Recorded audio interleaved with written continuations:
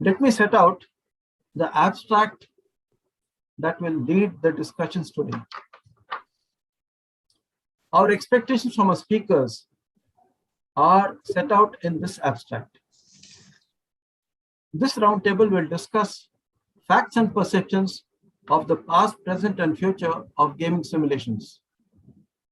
It will explore significant concerns and opportunities in design, facilitation, technology, and research in gaming simulations.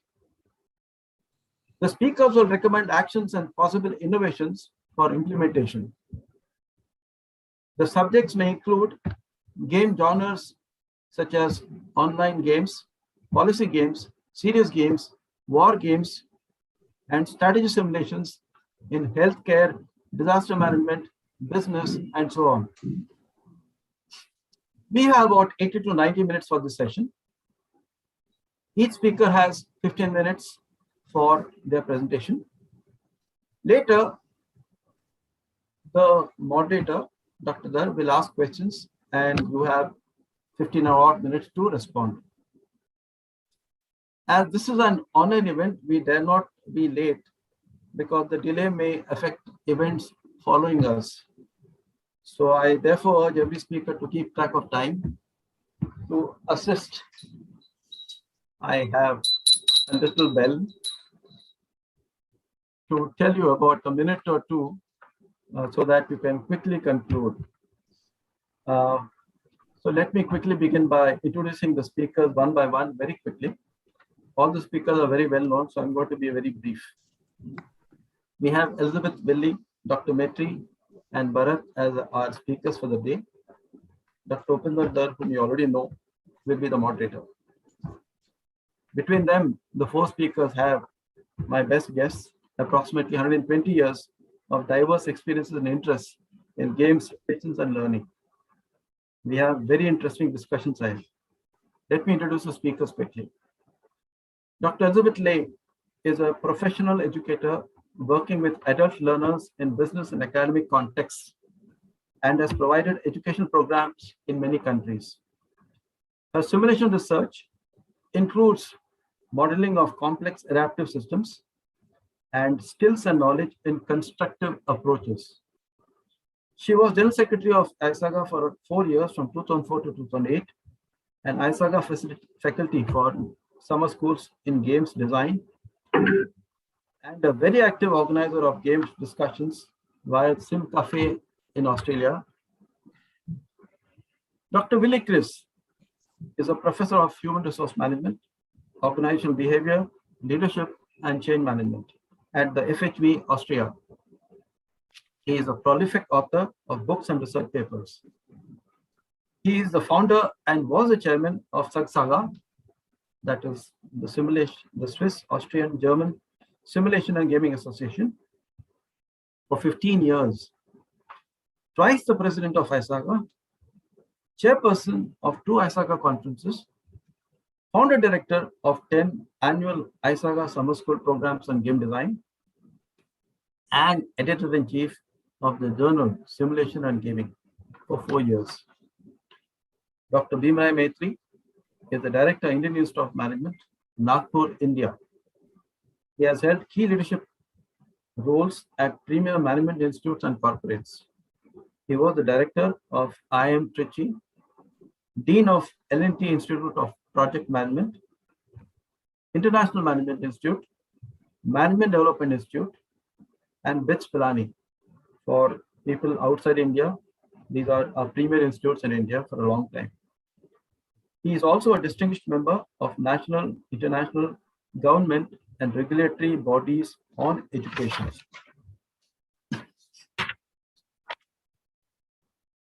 Bharat Palwadi focuses on policy design and planning in the developing countries. We heard him in yesterday's plenary session. He researches and designs tools and methods for games and simulations to create relevant, usable, and better policy from the collaboration of different stakeholders. He is a recipient of the prestigious Ashoka Fellowship in 2018. Let me introduce the moderator, Dr. Upinder Dar. You already know him as the conference chairperson. Having earned a PhD in psychology, Dr. Dar has been a professor of organizational psychology for more than 4 decades. Being an HRD facilitator and corporate trainer, he is a strong proponent of management games and cases.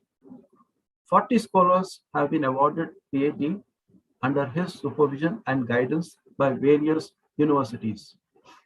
He has co-authored more than 725 publications, including books, chapters in books, HRD instruments, management cases, and research papers in peer-reviewed journals. At this stage, I hand over control to the moderator, Dr. Dar. Sir. Thank you very much, Vinod. At the outset, I would like to welcome all the 4 eminent speakers, Elizabeth League, Willie Chris, Professor Maitri, and Bharat.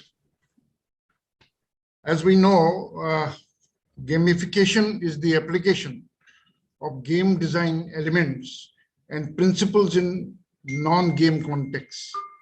A large body of research focuses on the interplay of self-awareness, causal attribution, and action.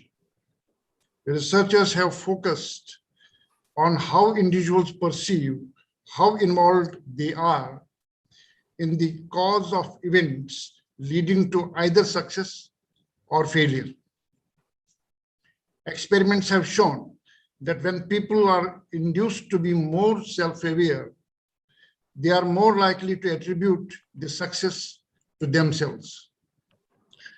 The researchers have reported that gamified events were very effective at engaging Generation Z, and that team-based gamification events were particularly engaging. Gamification enhances user engagement through the mediation of psychological needs satisfaction, such as autonomy, competence, and relatedness between game dynamics and enjoyment. Gamification should also generate diverse game dynamics, such as rewards, competition, altruism, and self-expression in a way that helps people to satisfy their psychological needs. There are various dimensions and aspects which are very important so far as simulation and gaming is concerned. Normally, there are 3 parties.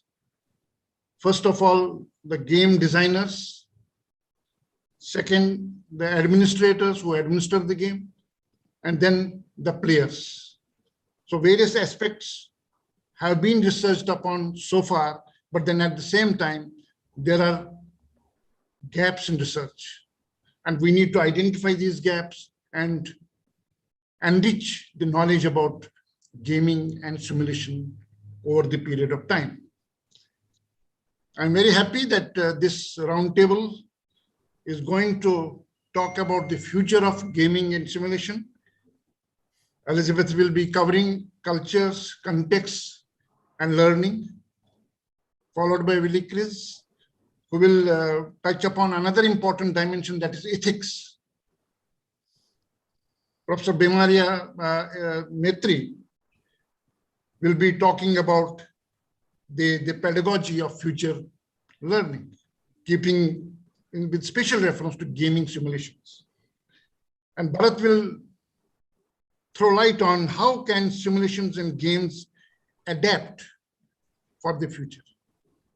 So first of all, I would like to invite Elizabeth League to share her views. Elizabeth. Thank you, Dr. Dar. And I will share my screen.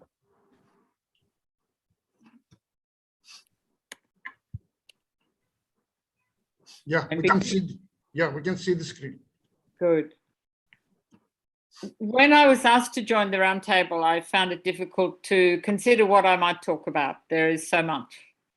But this quote from Prisa Drucker came to mind.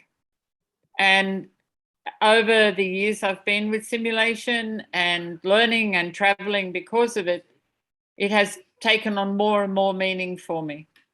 Culture eats strategy for breakfast. Who we are and what we are will shape how we operate.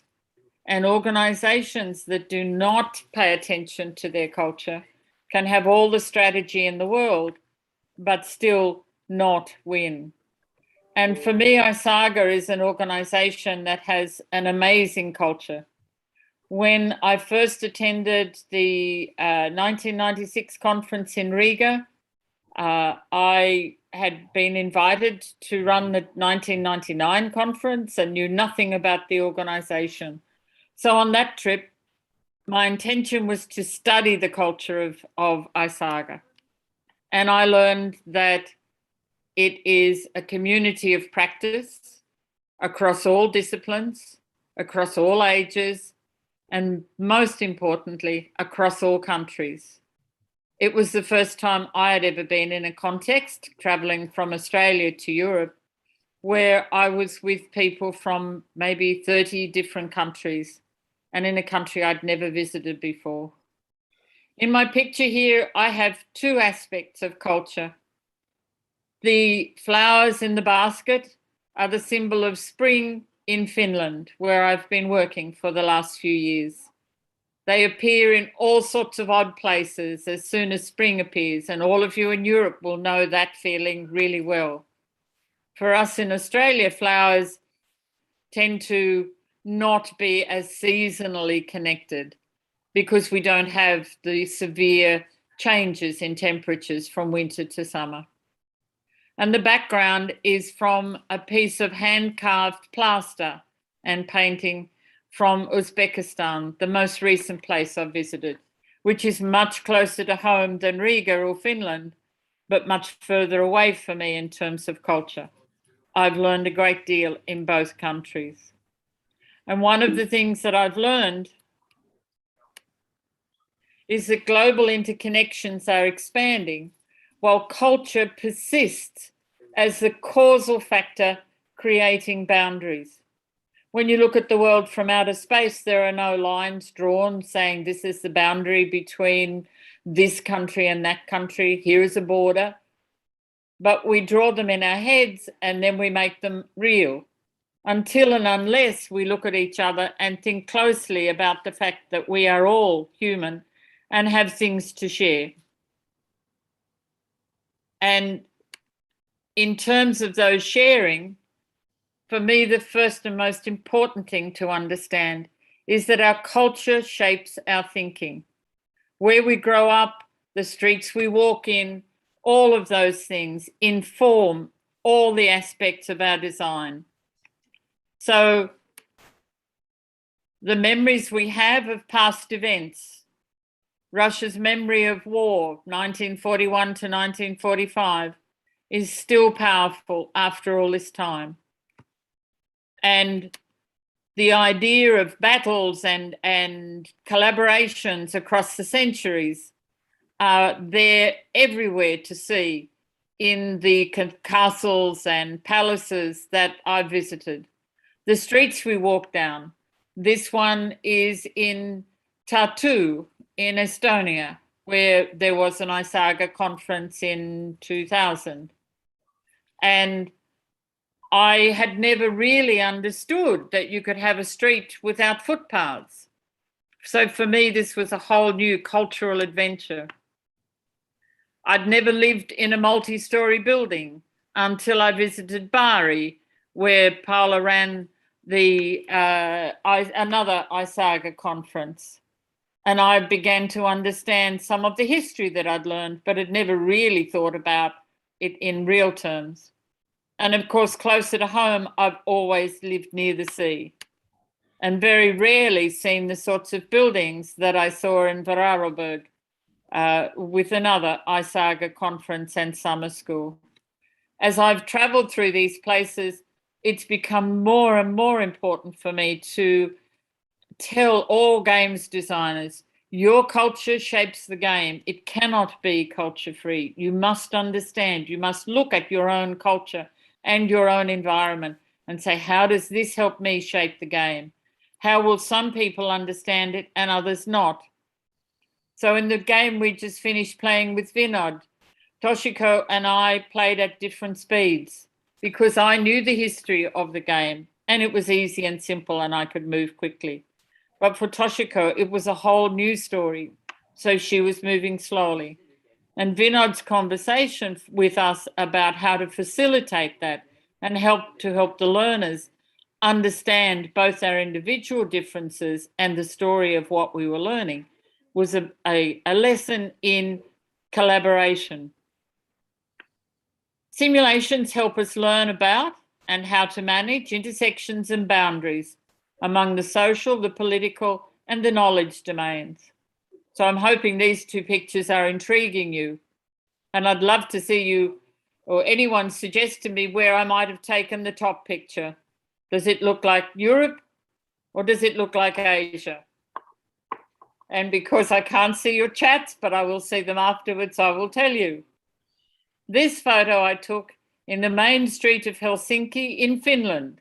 It's a spring festival where they are celebrating all things Asian.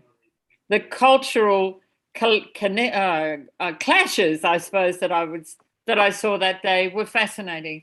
And everybody was having a marvelous time celebrating a culture that is thousands of miles from their very wintry city. The picture on the bottom is one that for me is an outstanding example of when we can use simulation to manage amazingly difficult intersections. The plane is an F-111, an Australian Royal Air Force plane. In 2008, it took off on a normal practice, and on its way into the air, it dropped one of its wing wheels. So we have a $20 million plane in the air with 2 pilots on board and no known way of getting it down without the pilots ejecting and maybe throwing the plane away into the sea. Instead, because Australia had built a unique simulator to train the pilots, and because people in different parts of Australia had all the technology and the science and the know-how to use simulations, they simulated what it might mean to bring a plane like this down without its wheels. And as you can see, there was a fair bit of fire and sparking when it came down. But what they had worked out in the simulator meant that they could communicate with the pilot, they could communicate with the safety people, they also communicated with the media and told everybody that we are going to bring this plane in safely. And they did, because they had the simulator there to help them. And afterwards, other technology people around the world said that was a silly way to do it, you can't do it. And they point at the photo and say, well, the simulation helped us to do it. We learned about how to use it, we managed the problems, and we knew what we were doing. The future needs the right tools to navigate across and among all those cultural and communication boundaries. And we will never live without boundaries, so we need to know how to navigate across them. Australia was one of the very first countries to become heavily involved in building the flight simulators and building the requirements and the standards that mean today pilots can learn to fly without ever being in a plane that takes off. And they do it in simulators like this one. Our airline Qantas contributed to building the international standards that we have today. And this is one of the very early flight simulators. The next one's the Airbus A320, a much more sophisticated simulator. And this third picture, each of those simulators is nearly $20 million worth of plane. And if any of you have had a chance, if you're in ISAGA in Singapore and went to their flight center, when you go into one of those strange looking pods and sit down in the pilot seat or the co-pilot seat, you can almost feel as if you are flying the plane. You take off, you circle, you land at any airport in the world, and it's as if you are doing so.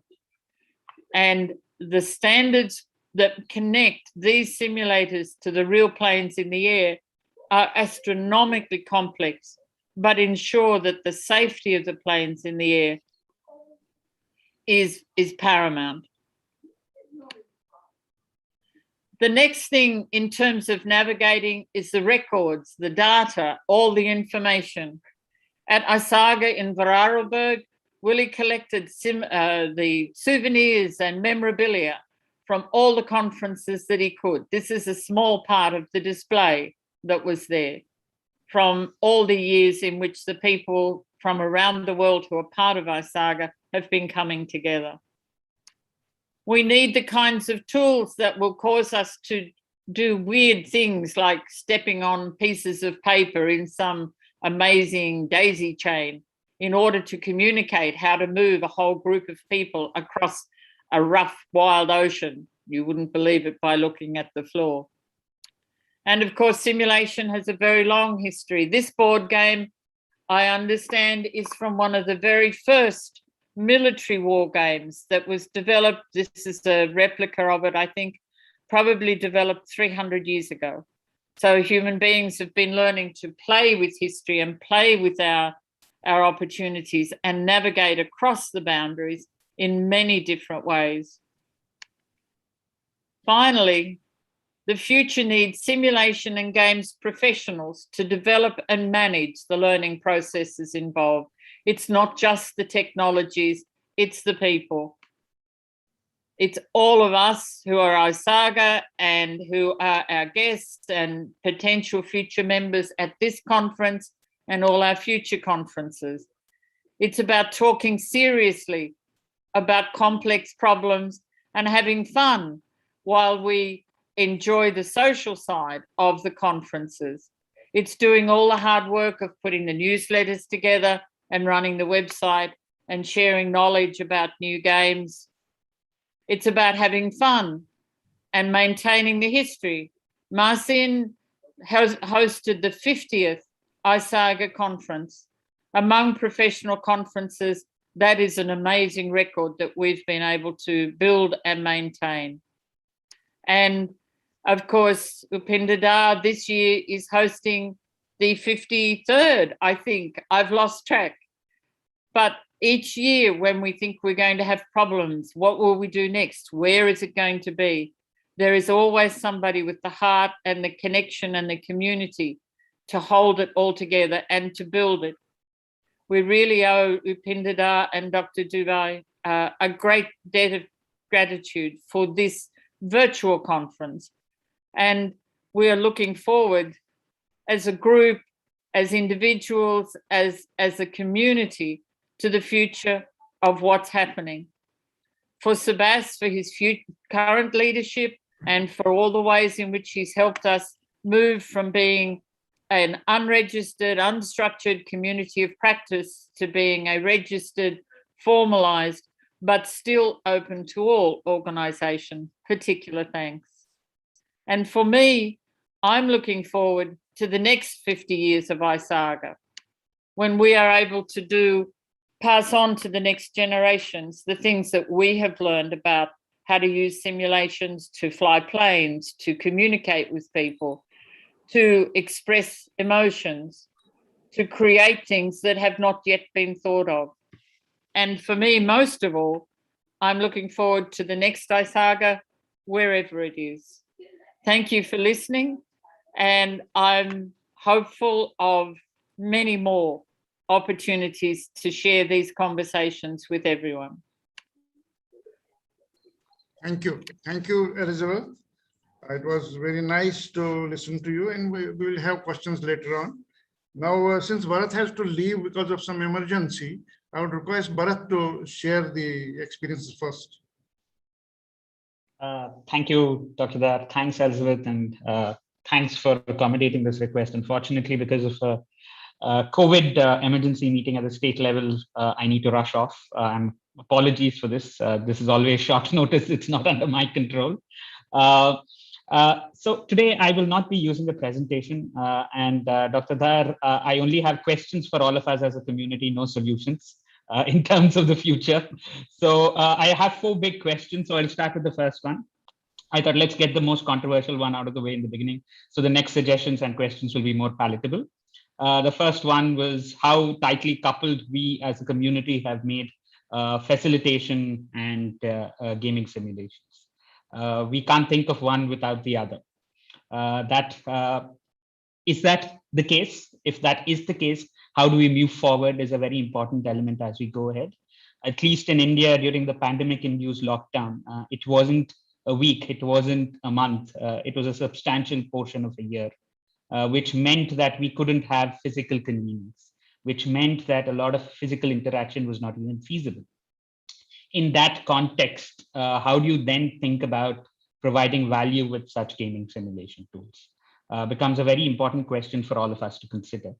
If not, if we can decouple them, where do we decouple them? How do we decouple them? Or if we wish to stand our ground and say, just like Elizabeth took a call saying, we need to have culture as a foreground for any conversation, not as a background, then how do we create a training method, a posse of facilitators? How can we enable them? How can we equip them in a manner in which that the value of these tools are not diminished is the first point. Because unfortunately or fortunately for us, the state that we are in today, the success of the game is highly dependent on the facilitator.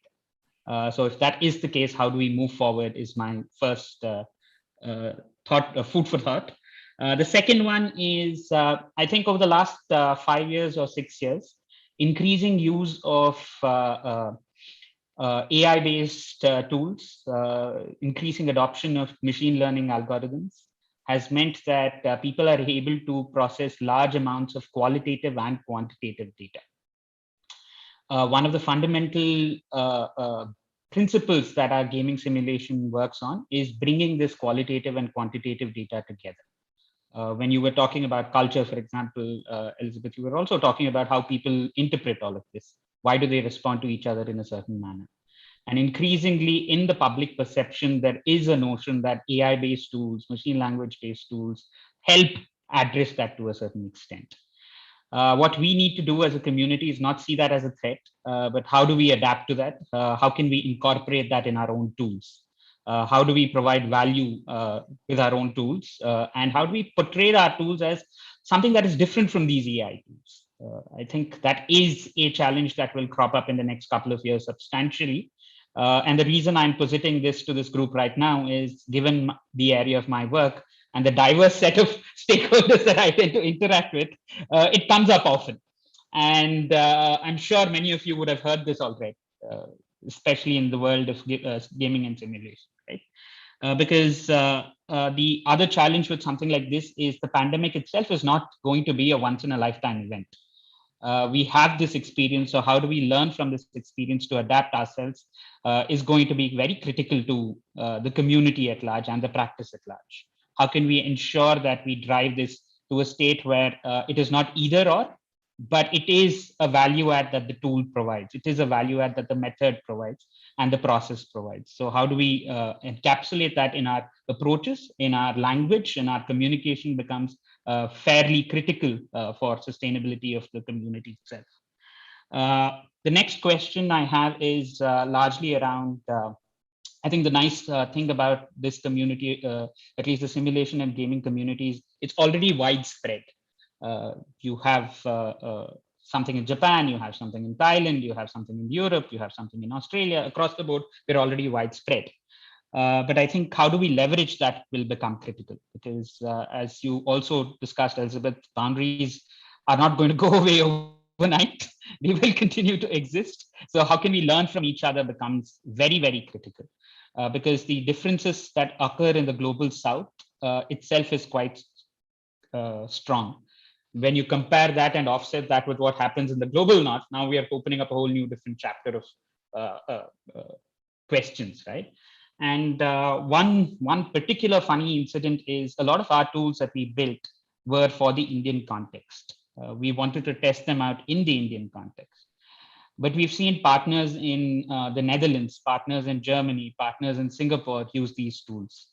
So in many ways, we've seen that well-designed tools can be used in other contexts too. And as we were speaking just before it started, the session started, there is a problem of migration that everybody is facing right now. It is in many parts of Northern Europe, for example, it's not a white man's world anymore. You have brown people in the mix, right? So then how do you create tools that are relevant for everybody becomes a very challenging question. So how can we understand this and position this in a manner and make the community more open, more welcoming becomes very critical for us. Because a lot of the tools, a lot of the methods that we still rely on, unfortunately or fortunately for us, are fairly Eurocentric. How do you open that box up? How do you ask other questions becomes very critical if we want to sustain this in the long run. The last piece before I close is that my interaction with this community and the use of these tools has led me to believe that there are three buckets of people, as I would put them. One are practitioners and pure practitioners in the field who are using these tools, creating these tools. The second group of people are largely the knowledge institutes and the academics who tend to talk about the history, the value, the theory behind all of this. And the third set is the users.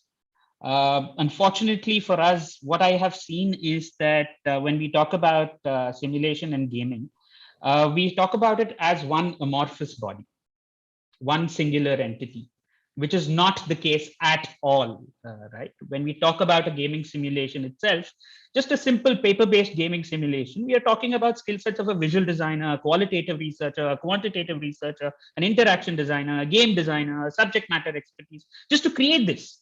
Then if you want to run this, then you have a facilitator, a trained facilitator. Then if you're running it with a special audience, you need a community liaison. If you're running it with disaster management professionals, you need to have somebody who's working with them, right? That's already 7 with just a pure paper-based gaming simulation.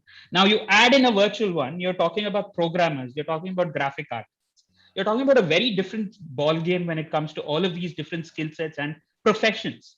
And these professions and disciplines bring with them their own complexities, their own challenges. And to me, I think the big leap for us as the gaming simulation community would be, how can we build bridges with these communities in the long term, in a more sustained manner? I do not think that we have done that successfully so far, for obvious reasons, right? This is a substantially large practice and body in itself. But in order to sustain ourselves in the future, I think it becomes very critical that we build these bridges and bring those disciplines into this, because otherwise we become more isolated, we become much smaller. So it needs to expand in that sense. The last point that I have is related to this to a certain extent, but the idea of validation. This is my final submission. I think the idea of validation has come up, verification has come up multiple times over the course of many ISAGAs. This is not the first ISAGA where we've discussed that. I think the analytical validation portion has been taken care of to a very large extent. We have tried and tested methods. We have built our own body of work and knowledge to be able to understand this well. Where we still need to explain this to the external world as a model of validation, because we are telling them to take decisions based on the outcomes of these tools, is on the cultural portion and the facilitation. If we are able to bring more value add in that, I think explaining this to the outside world, not so much ourselves, but in order to interact better with the outside world, would be a wonderful thing if we can include or begin to work on that. I think yesterday's and day before's presentations, some of them already talked about that. So it's nice to see a new sort of way forward in that, but it'll be great if we can sort of substantially work on that front as well. And on that note, with those 5 points, I shall close. Thank you for your time. Thank you very much, Bharat. Since you have to leave, so we will not detain you further. Thank you. Now I would. Thank you. Thanks a lot. Thanks, everyone. And please feel free to reach out in case there are any more questions. Thank you, Dr. Dar and Vinod. It was wonderful to have ISAGA in this part of the world again. Thank you. Now I would request Professor Willie Creel to share his views. Yes, hello. Thank you for having me on this round table. I'm starting to share my screen, hopefully. So can you see my Yeah, we can see it. screen? Okay. First, I want to apologize because I put much more material together than I have time. So I will skip most of the slides, but if you are interested in more, then you can, of course, communicate with me, and we can settle that. So I would like to, originally I thought I will talk a little bit more about ethics, and it is also in my presentation, but actually I will have to skip big parts of it.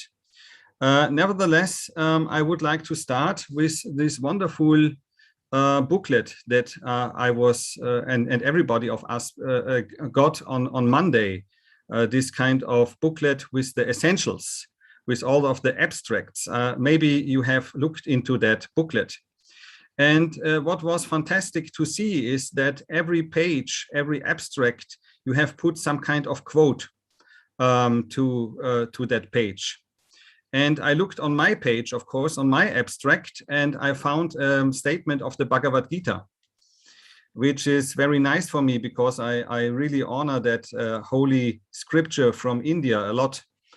So on my page, it reads, "It's better to live your own destiny imperfectly than to live an imitation of somebody else's life with perfection." And reading that, I was inspired to explore and reflect also about that statement. And in fact, I came up with the, let's say, realization that this quote has to do a lot with the topic I wanted to talk about. And now I try to make the bridge between that. So I take it as a starting point, and thank you whomever selected that quote for me. So it's really nice. I don't know who is responsible for it, but I really appreciate that you put for me a quote from the Bhagavad Gita. Thank you. Whole team worked on it. Okay, so what is the meaning for me? I have not the time to really argue a lot of my statements, but maybe we can discuss it at another time. So if I take that quote, the meaning for me is, it is better to design, play, facilitate, debrief your own games imperfectly, but with passion and authenticity, than to imitate others. So stay true to yourself if you are a designer or facilitator and debriefer or evaluator. Design, and that the next one is quite paradox. And maybe we can discuss it later, but for me, I found that is true. So my advice is design imperfect system models and games. Models and games that simulate some aspects of reality, of course, of the reference system, but that are not an imitation of the reality. So that is very important aspect for me. Do not design or facilitate or debrief games in a way that falsely claim or appear to be an objective and normative model of the reality, or seeming to be true. Do not debrief mainly on the similarities of game and reality that we often do in the debriefing, but at least in the same intensity, also debrief on the differences between game and reality. Losing games, making mistakes, wrong decisions, and discussing difference between game and reality often offers more chances to learn than winning, playing perfectly, and highlighting only the commonalities. And the last thing, that the meaning of that quote for me is, taking imperfection into account makes the game not worthless or less worth. Actually, it makes it more useful in my experience. Okay, so we all know that India has a rich culture and history. As Elizabeth also pointed out, so the whole Leela, the whole cosmic drama that unfolds, is of course a play of the gods. And we can play our role in it as best as we can. So the gods and the human beings have created a large variety of games. And that shows that that is also from the Bhagavad Gita. So the cause for all the drama and the war at Kurukshetra is, it was probably not a good idea of the Pandavas to play away in that game their wife Draupadi. And so I think that shows that even great souls, great men and women, they are not free from being imperfect, but maybe it's their destiny. But who has written down the Mahabharata and as part of it, the Bhagavad Gita? You all know if you are from India, but maybe the Westerners here don't know it so much. It is, of course, Ganesha wrote down it, and by coincidence, probably you know that this is a very popular god in India that is worshipped a lot, Lord Ganesh, human body and with the head of the elephant. And today there is a big celebration day, the most holy day in India for Sri Ganesh. So happy Ganesh Chaturthi, and so may he bless and bring you good luck in your home and wisdom. And if I look now to that symbol, what he stands for, of course, he stands mainly for wisdom, intelligence, and also maybe a patron for science in this sense. Of course, for happiness, but also for intellectual development and knowledge development. Maybe we can even extend to emotional and social skills. He is said to be good if you want to start something new. So for me, he is somebody to worship for change, for transition, for development, for learning, all situations where you start something new. And if you start something new, you have to overcome obstacles, and he is a destroyer of obstacles. So Ganesha might be very good to worship in our gaming community,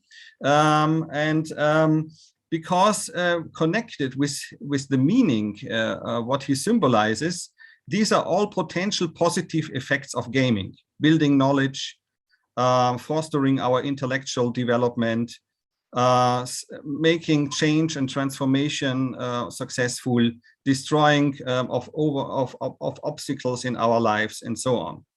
But on the other hand, there is also an Indian proverb that if you translate it into English, it means something like the elephant has two sets of teeth.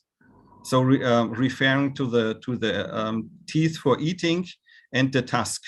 So and the proverb, if you translate it, is the meaning is one of the purpose of eating and the other for flaunting and show. So the metaphorical meaning here, as a metaphor, it is that all glitters is not gold, and it's used for people who are double-faced, and they say something and they do something else. And so it is also a caution, advises caution against accepting what is obvious, since it may not be true. And that is one of my main points that I consider as a danger nowadays in gaming, that games are designed as a lot of glitters of gold, and then they create a lot of illusion of reality. But unfortunately, it is not. Reality seems to be obvious in these games, but it is not true what is here. And I did an interview with ISAGA co-founder Alan Feld a couple of years ago. Unfortunately, he died already some years ago. And he used a lot of gaming because he says that the big potential is it teaches by experience. But here is his warning. I want to read it. So it's a direct quote from the interview. He says, but the danger is it teaches by experience. People are not capable of disbelieving things that happen to them. They believe implicitly it must be true because it happened to me. So games can be designed to lie. They give false experience. We must be vigilant in protecting this from happening. So what is the solution? The solution is debriefing, but then he goes on. Debriefing is important, but by an honest debriefer. I know some well-intended professors who believe so strongly in what they are teaching that they lie even when they are not thinking that they are lying. And later on he says, but they do it with the best of intentions. So it could be a manipulation or propaganda by intention or unintentional. He says you have to limit complexity for effective teachings through gaming, but you can misrepresent. And that brings up the whole topic of how is reality represented in games, and what is the let's say, game and reality have in common, or what are the differences, and so on. And in my experience, there are also possible risks and dangers connected with gaming, downsides, and it could be the risk of manipulation. Games can be used for propaganda and manipulation, ideological indoctrination. It could lead to game addiction, hurting emotions, bullying in gameplay, and so on. There could be a longer list, of course. So there would be a longer example right now that is coming from a discussion with Dick Teach, but this I have to skip completely. If you are interested, then I can send it to you. So if we now look into the innovation that we see all around in gaming, new gaming media, technological advancements and progress, and innovation, they are very often increased with the following topics and buzzwords: increased fidelity, virtual and augmented reality, immersive learning in video gaming technologies, use of information filtering in adaptive simulations and feedback systems, use of big data for simulation, and more sophisticated gamification mechanisms. And it's not to blame those of you and I myself who are dealing with these kind of things. It's not a critic. So I admire everybody who is working on these things and innovations, also to make them connecting with gaming. But I see here a big danger, and I put it also in some kind of questions, like Bharat before me. So the potential downsides, in my experience, could be that the games make the illusion of being more and more real. And so they create an experience and belief that game is reality. So there is an increased danger of manipulation and illusion of acquiring true knowledge, whatever true is. Then there is a danger that it keeps players engaged and emotionally bounded. Of course, that could be also a positive potential, but it increases maybe also the danger of addiction.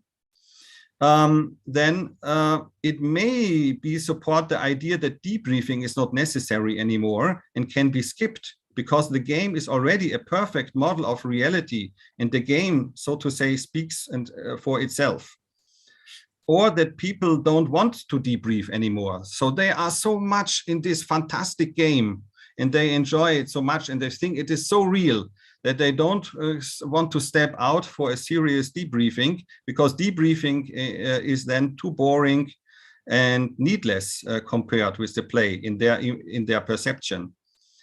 So in my opinion, maybe innovation makes simulation games more perfect, but do we need a degree of imperfection and perceivable differences between game and reality in order to learn to create meaning and to understand the social construction of reality? So that would be one of my main questions. Then there are a lot of slides that I skip about ethics. Yes, I hear the bell, but maybe it's Shiva's bell, I don't know. I have 2 more slides to discuss. First I said that elephant could be a symbol of lies and cheating, if you take the Indian proverb. But fortunately, there's also a hope and a positive side, because Lord Shiva killed the elephant demon Gaya Asura, and he used the head to resurrect the son of his wife Parvati. So Ganesha is with the human body and the elephant head, now a god for worship. So, and the metaphor behind that is that the human body represents the imagination, the creativity, the intellect that overcome and overpowers the beast in us and overcomes fear, which is the root cause for all of the stupid behavior that we do as humans, and of course of lying and so on. So what is on the last slide here, my ultimate essence? So there is no cosmic play of Leela without duality. Innovation in gaming and in general has potential positive and negative opportunities, effects and challenges. Gaming is part of human and divine nature. So imagination, creativity, intellect, wisdom are co-created through play. And maybe sometimes less is more. So less pretended reality, fidelity, immersive technology, gamification means less illusion of only one true reality and gives chances for more own reflection and learning, own new and innovative ideas and ownership. So we need, in my opinion, games where people can fill the gaps between game and reality by themselves, but there must be gaps. So there must be imperfection in order to make it possible. So to create own meaningful reality. So in the last sentence here, do not fear imperfection, trust in your destiny. As Maya in creation means diversity, we have to foster diversity of perspectives and co-creation in design, facilitation, debriefing, and evaluation, and to ensure multiple truths and realities. Thank you very much for your attention. And as this picture from one of my travels in India shows, you can always contact with me, and I try to give some answers. Thank you. Thank you very much, Willie. It was very nice.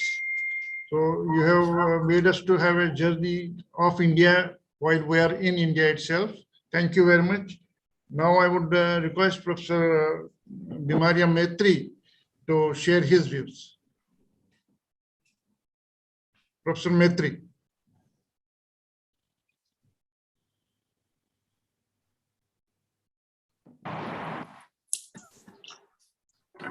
Very good morning, respected the moderator, Professor Upendra Dhar, all my esteemed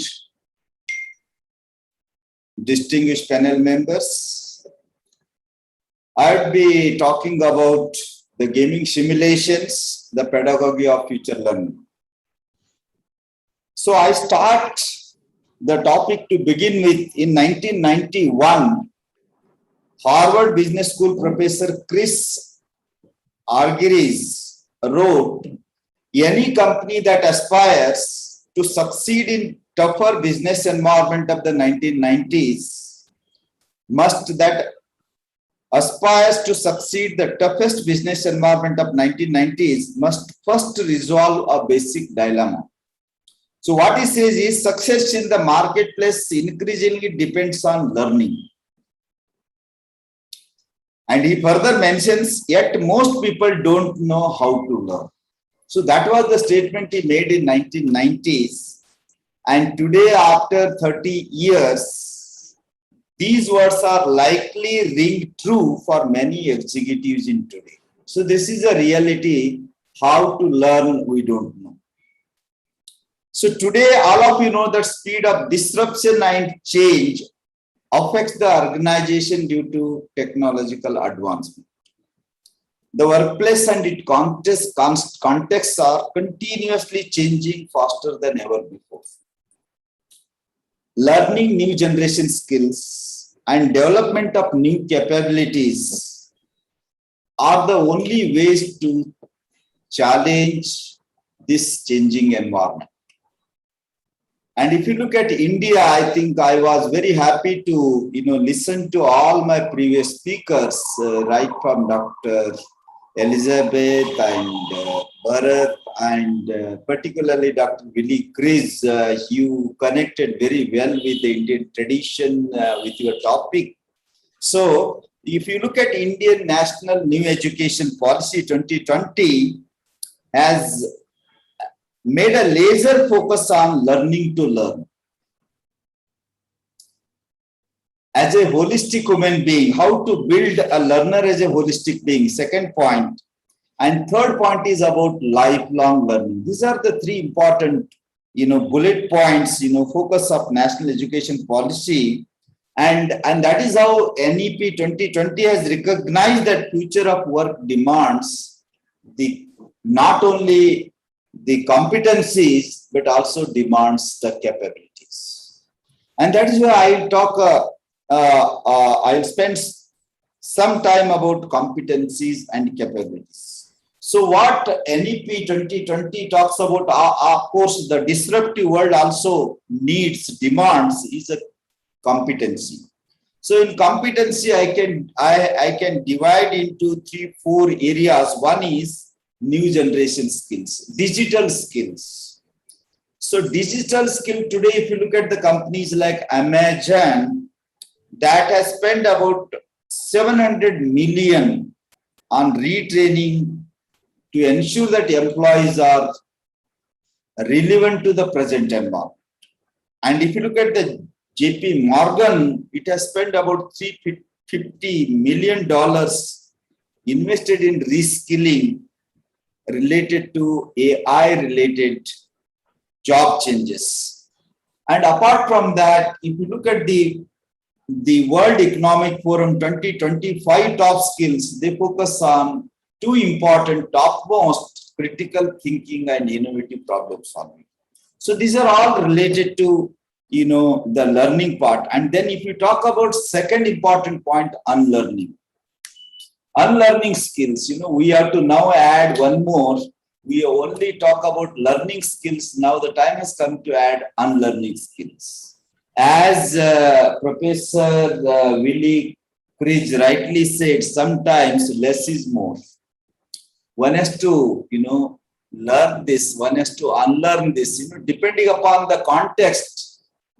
Your learning and unlearning, they have to go together. So some of the unlearning, basically, unlearning is less in technical area, but more in human skills. Human skills, it is too much. So therefore, there is a dire need to focus on, unlearning, and particularly in the area of negative thought patterns and behaviors, which we inculcate, build these skills since childhood till today. Those are, continuously going up, and they block the human development and also block the skill development of the manpower.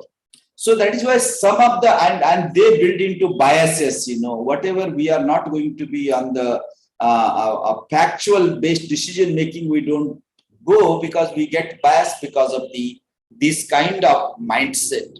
So that is why how to get into unlearning, and the only way to unlearning is basically, of course, you can have your mentor, you can learn, you can be social with the people, and you can unlearn if you decide. But the second most important one is these simulation games, business games. When you play a game with the team, the front team, probably many things you get into unlearning. What are the do's and what are the don'ts? You get into that when you get into simulation games. So that is how unlearning also one of the important. The third most important one is human skills. The exclusive human skills. So basically they are going to be more important than our technical skills. So creativity, I think earlier speaker talks about. So development of strategic decision requires creativity and enthusiasm. For example, when you get into a simulation games or even any games, enthusiasm will not build in the beginning. As you start playing a game and then you get into a momentum and density, the enthusiasm keep on building. Third important one is the curiosity, enthusiasm. I already told you, leadership, empathy, compassion. So all these things are important exclusive human skills which are need of an hour for future of work. And to get into that, the simulation games are going to play a very, very significant role. Apart from these human skills, the third most important one is the capability. The competencies are not alone enough. The capabilities are important. Capabilities I can put into two broad areas. One is innovator mindset and second one is the entrepreneurial mindset. Future belongs to three kinds of, I can say broad, dimensions. One is a managerial skill, leadership skill, and innovative and entrepreneurial skills. These three are essential. You need not to be entrepreneur, but that skill is required to lead the unknown roles in unborn companies. And that is where these three are essential. And to get into these three, future, the only way to get into is a simulation games, because if you look at the pedagogy, we are talking about today's evaluation. That is a Stone Age evaluation. What we evaluate and what is the result in front of us, both are different. Probably somebody may be scoring 90 or 95% of the marks or score A+. But that person may not be having any idea of courage, the curiosity, the tenacity, all human skills we can't measure in any of the examination, whatever we do. But the simulation game, the pedagogy, the teaching, the learning, and the evaluation, all three can happen simultaneously, and you can straightway give the score after winning the 2 round, 10 round, 20 round, and you will say you will declare the team as won, and they have, these are the skills extremely high, and these are skills they lack, but still because of these 4-5 skills they won. So that is how, and also out of that, not only the women's skills, but you also build the entrepreneurial mind looking at others. And that is how, and also you look at the front team, the way they are playing, the kind of building the patience, the kind of developing your mindset, that also comes. So that is how the competency and capability, these two together, you can build, and evaluation comes automatically free of cost. You need not to make a special attempt, and many of the universities, they can scrap the examination cells. So they can straightway get into a simulation games and rubrics to get into evaluation. So that is why, to conclude, what I say is corporate learning and developments and also higher education institutions focus their attention simulation games nowadays. Lot of leading corporate worlds, they are shifting their L&D from the current to towards the phenomena-based learning through gamification. Number 2, active learning, which is one of the important component of the World Economic Forum 2025 skills. They have mentioned active learning are Professor Willie Craig rightly said, that is the immersive learning. So this immersive learning of World Economic Forum 2020, and also perpetual learning, the future belongs to perpetual learner. And for that, the key to success in business world, because they develop problem solving, critical and original thinking, this all comes through simulation games. A different process of simulation games once you get into that. And the third, the most important part of the conclusion is NEP, as I told you, holistic development through multidisciplinary approach. That is one of the important dimensions in NEP. I think Professor Upendra there is one of the, a committee for implementation of task force for implementation of NEP. I think he knows better than anybody else. Multidisciplinary, how to build the holistic development, and also changing leadership style in higher education, that automatically essentiates or basically creates a need for gamifications and simulations in learning for rapidly, as well as change the higher education and to become a leader of the higher education. This is need of an hour. So in the last, what I can say is future is bright for gaming simulation, and pedagogy are already started changing in the leading schools, and others are going to follow. So one punchline last is investing in new learning habits means investing in simulation business games. Thank you very much. Thanks. I'm happy to take the questions. Thank you very much, Professor Maitre. Now we will have a quick round of questions for the benefit of all the participants. First question is addressed to Elizabeth Lee. You rightly spoke about the impact of culture on gaming and simulation.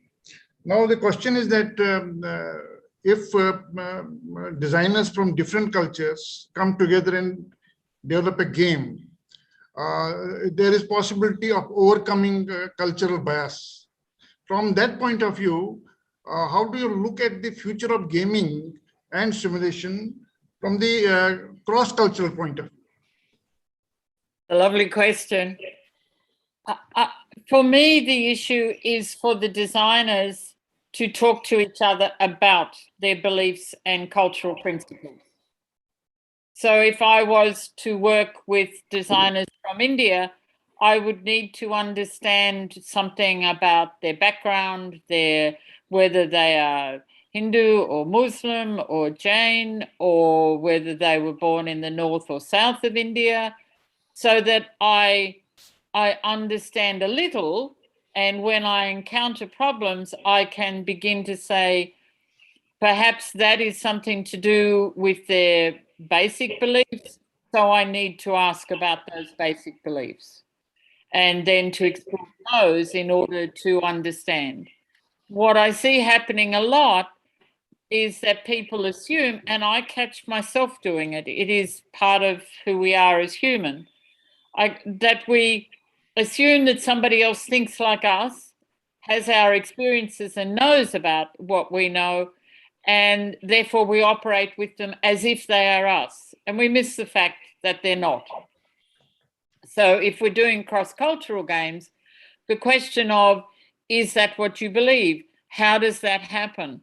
Where does it come from? What does it mean for you now? Those are the important questions when you're looking at culture. And yes, I think without doing that, we miss a lot of opportunities and a lot of the, well, what do? We begin to think that either we are wrong and our culture doesn't matter, or we didn't know what we were talking about. So one quick example, I used an American textbook in my management education, and the author was very, very explicit because he knew this issue. And everywhere in his book, he said, this is based on American theory.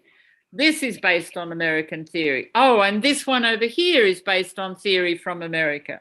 And the students became very angry. This book's American propaganda.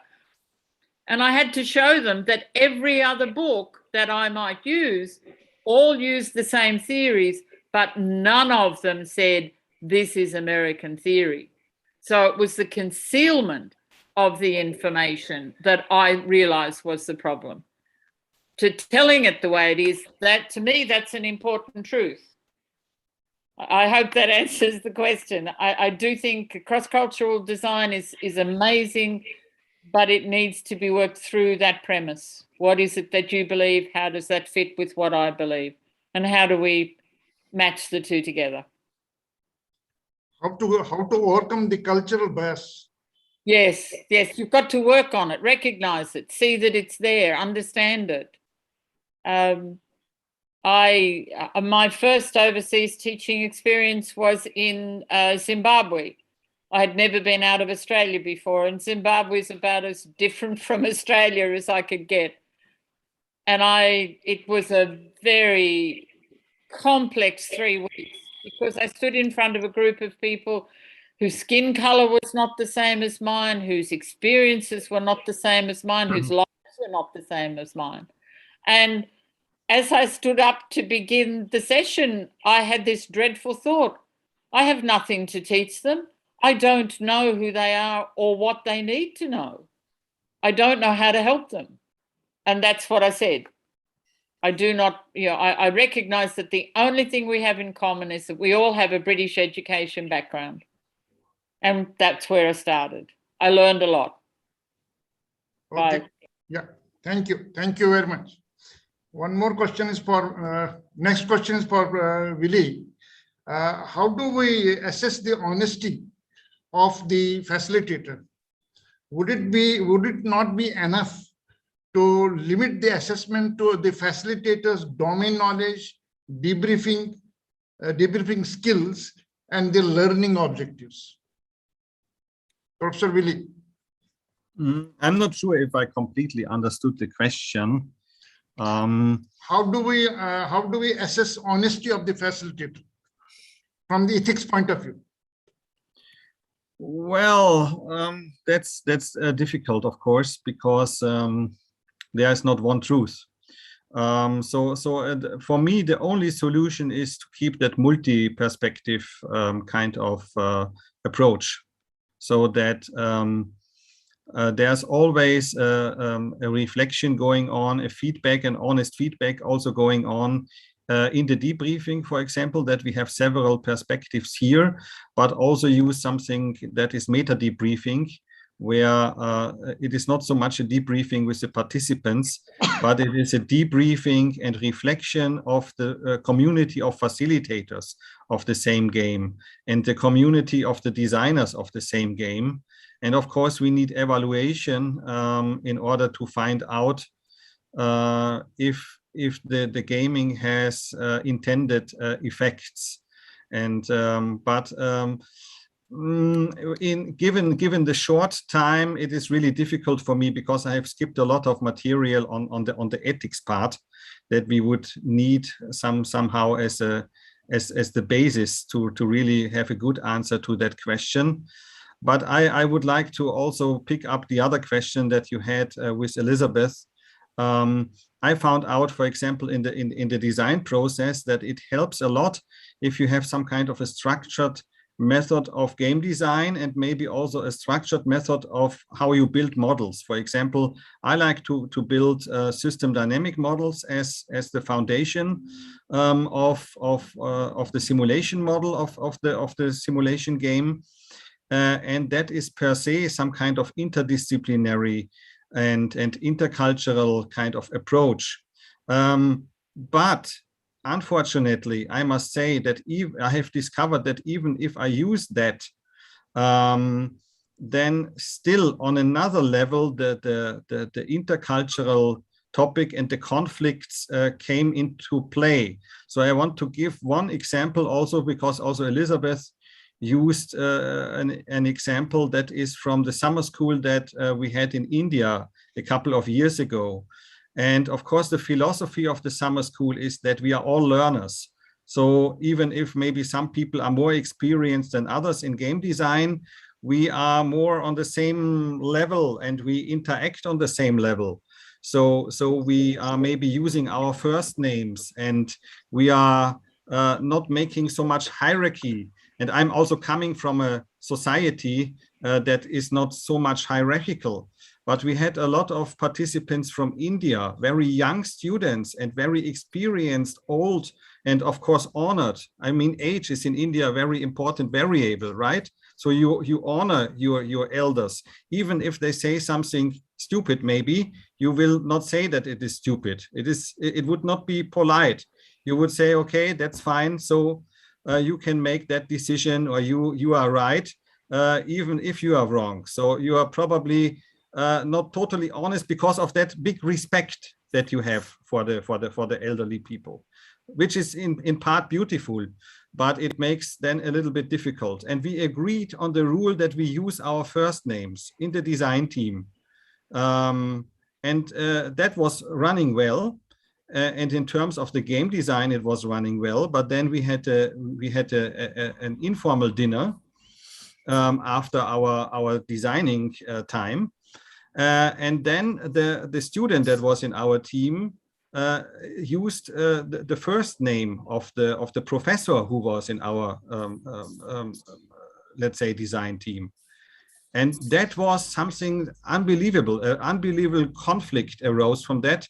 He really wanted to throw her out of the university because of that kind of, how can you do in public in a restaurant as a young student approach me in this way, you know? And that is where I understood, oh wow, a culture plays such a big role, and then there is so much conflict and that you have to solve also in the design team because of I was also not aware so much or not enough about overruling maybe Indian culture by my German kind of approach, how to handle it.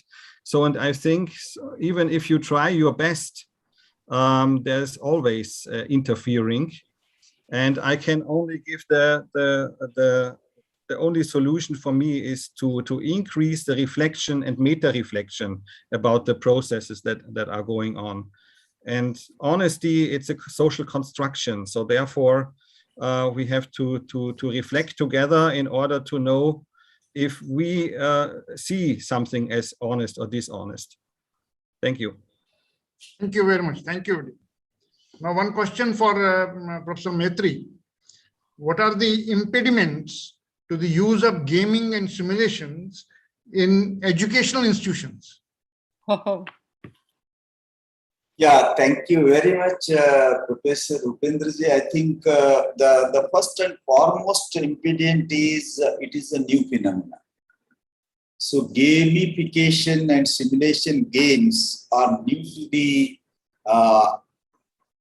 higher education institutions, and the impediment is the professors, the teachers, they have to be trained in that. The biggest challenge or impediment, I must say, that professors should be trained in the simulation games.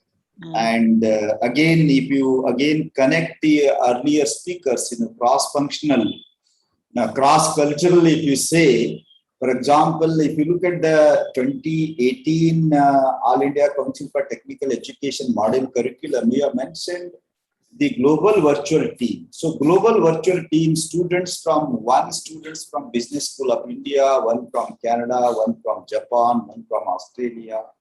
They all together can play games.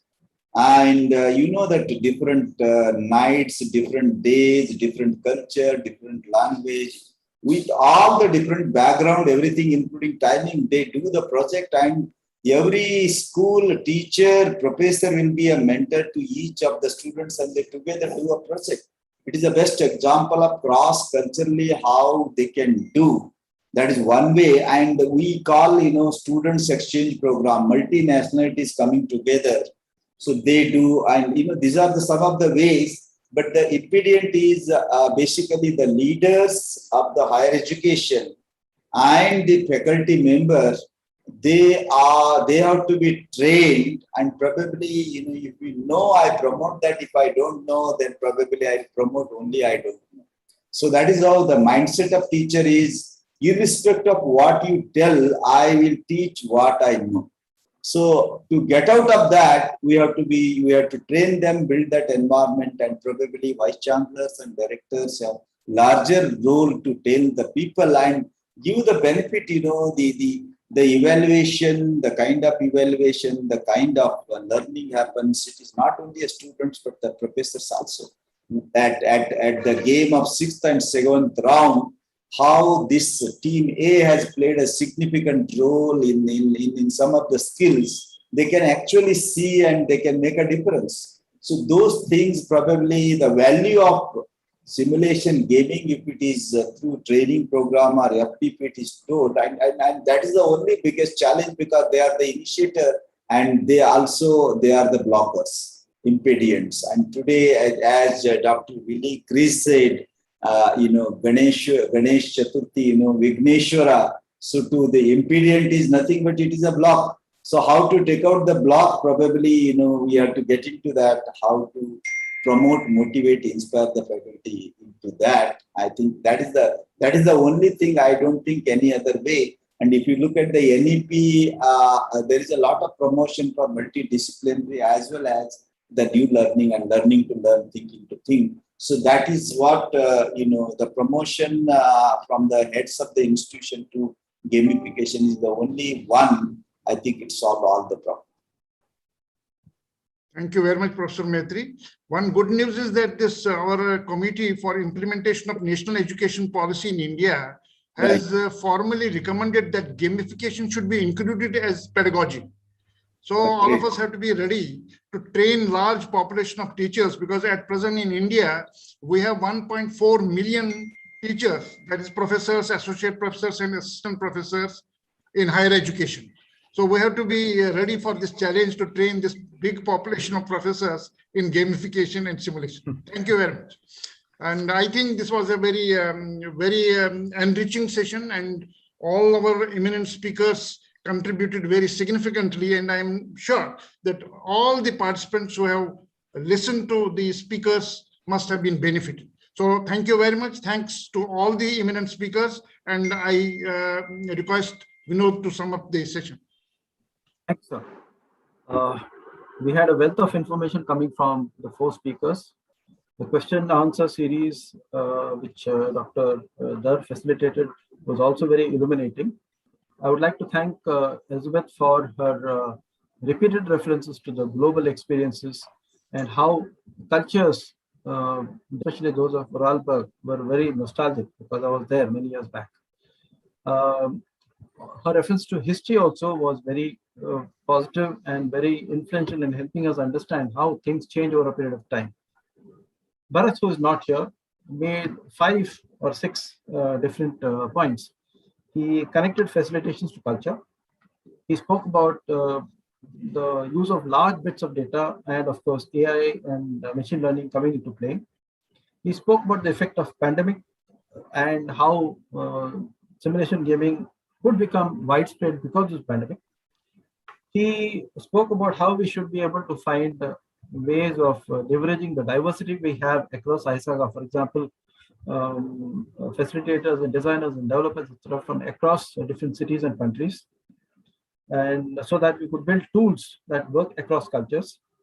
He also spoke about finally about the validation processes, not the analytical form, probably meant in terms of the user level. I mean, how valid are they in terms of the persons who benefit from these games?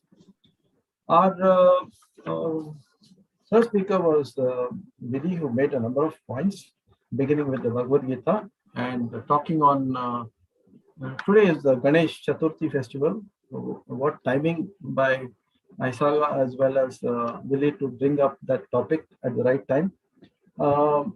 He did use metaphors like elephant tusk. He spoke about the illusion of reality, that how games and maybe facilitators could manipulate the truth, that we could be coaxed into thinking that what we have learned is probably true. He also spoke about things like fidelity and filtering, a wide variety of topics. I think will take us a lot of time to extract this and deepen our learning across the next 1 or 2 weeks, perhaps. Dr. Bhimrai Maitri was told us about the national economic education policy in India that affects all schools and colleges in India, how it would now be our responsibility now to think in terms of lifelong learning, perpetual learning, focus being learning all the time. He spoke about the critical elements of thinking and creativity, which also has been listed by the World Economic Forum as something that is critical for the next 5 years or 10 years. He spoke about 3 kinds of skills, or maybe perhaps thinking, that is, leadership mindset and an innovation mindset and entrepreneurship mindset that we require for firms and individuals to succeed and progress. And of course, he spoke about unlearning. I think 70% of the unlearning, if we can do, we can absorb 70% of learning as well. In the question answer series, Elizabeth took on a very difficult task about explaining the issues about cultural bias. Willie had problems, of course, of talking about how do we define when is a facilitator honest or dishonest. I think that's going to be a challenge. The chat box comes up with some arguments that is pretty conflicting. Dr. Maitri, of course, pushed forward his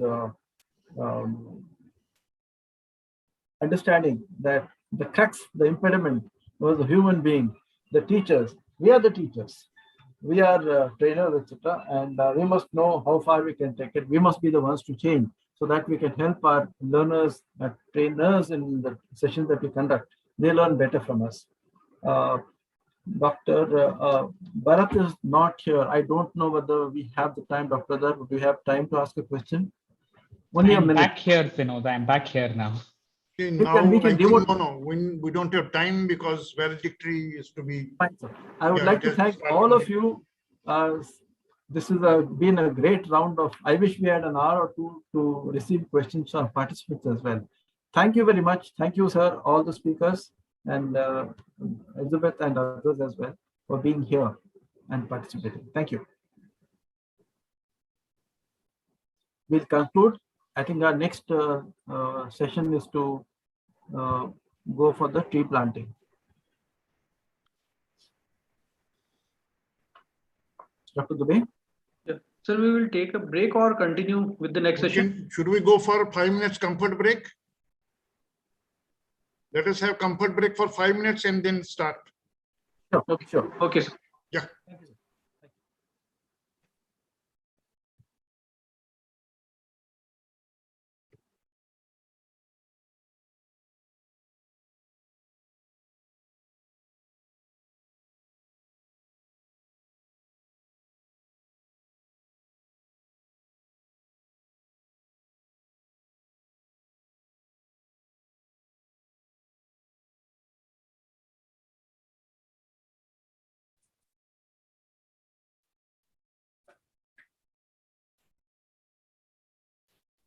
Ms. Rupali, Yes, ma'am.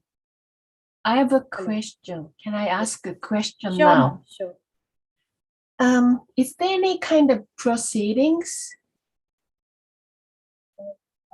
Actually, the conference is online, so I think this proceeding, there must be any proceeding.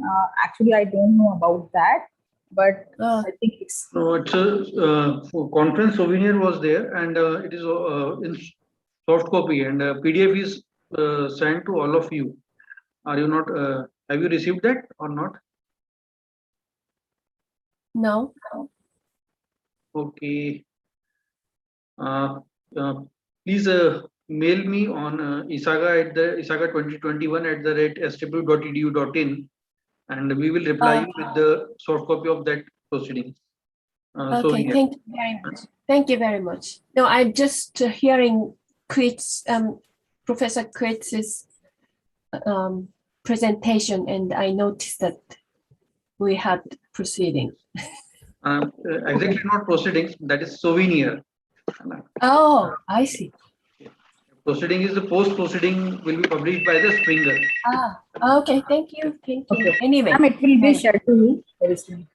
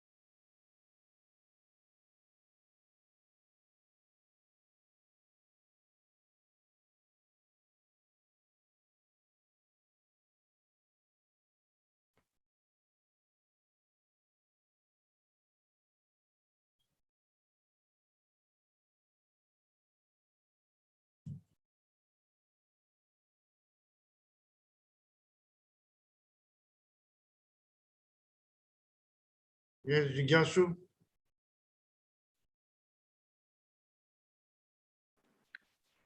Okay, sir. Rupali ma'am. Yes, sir. Yes, we can, I think we can resume. Sure, sir. Everybody is back. So hello and welcome to our guest, Dr. Heidi Lukos, Chairperson ISAGA EB, Conference Chairperson and Honorable Vice Chancellor of Sri Vaishnav Vidyapeeth Vishwavidyalaya, Dr. Upinder Dhar, CEO and founder of Mentis, Dr. Vinod Damblekar, Coordinator ISAGA 2021, Dr. Jigyasu Dubey, all ISAGA members, all the directors and heads of the institute and department, faculties and participants.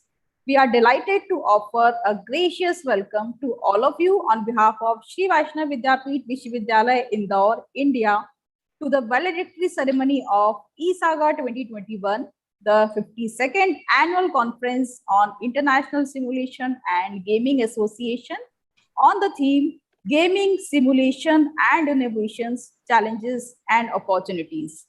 Welcome you all. Ladies and gentlemen, trees are the best monuments that a person can erect to their own memories. As per the tradition of ISAGA, plantation of Paras people is done today as a symbol of memory on the occasion of ISAGA 2021 at Sri Vaishnav Vidyapeeth Vishwavidyalaya, Indore, India. We are sharing the video of plantation done by Conference Chairperson Dr. Upinder Dhar, Conference Coordinator Dr. Jigyasu Dubey, and all the members of the committee and staff from the university.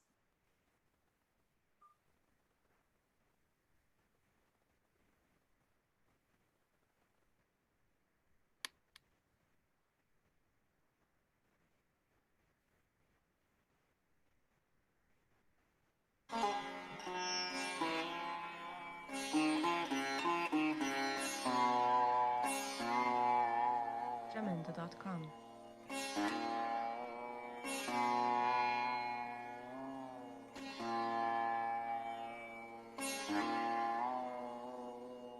Jamendo.com.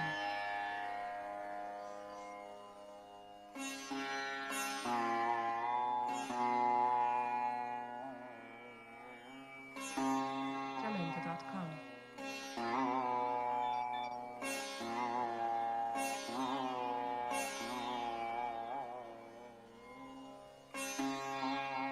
Jamendo.com.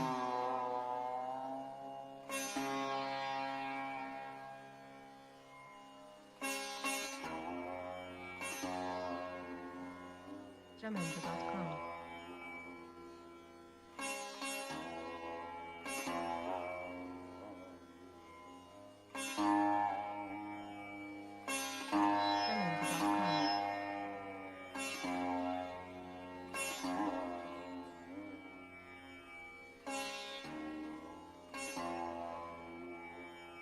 Jamendo.com.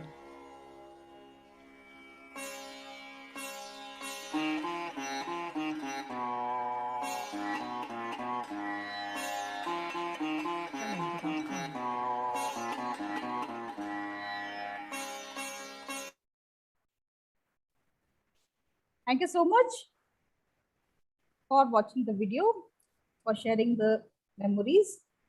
We have been listening to eminent speakers deliberating in the areas of gaming and simulation from last 4 days. All these valuable insights gave us a new perspective that one should adopt while discussing these issues. It's time to share the report of the conference. I invite coordinator of ISAGA 2021, Dr. Jigyasu Dubey, to present the report of ISAGA 2021. Over to you, sir. Thank you, Rupali ma'am. Yeah, my screen is visible. Yes, it is Yes, visible. sir, it's visible. Thank you, sir. The inaugural session of the 52nd Annual Conference of the International Simulation and Gaming Association, ISAGA, held online on September 6, 2021. And the chief guest was Dr. Sivasalam Tyagarajan Tyagi, resident made scientist at the Tyagi Group, Bloomington, Indiana, United States. The session started with the Saraswati Vandana and Holy Lamp Lighting ceremony virtually. The opening remarks of the conference were delivered by Dr. Upinder Dhar, where he welcomed all the guests to the conference. He started his speech with a brief about gaming and simulation. Then he explained the various types of innovations like product innovation, process innovation, radical or disruptive innovation, and incremental innovation to solve complex problems. The welcome address was delivered by Sri Purushottam Das Pasari, Chancellor of SWV Indore, India, where he briefed about Sri Vaishnav Group of Trust, which is recognized for its services and activities for the social upliftment of people of all classes and every walk of life. Currently, 25 educational and social organizations with more than 22,000 students are functioning under the aegis of Sri Vaishnav Group of Trust. The session continued with the speech of Dr. Sebastian Major, immediate past chairperson of ISAGA EB and also professor and vice dean of KTH Royal Institute of Technology, Stockholm, Sweden. He congratulated all the organizers and put light on simulation and gaming scenarios.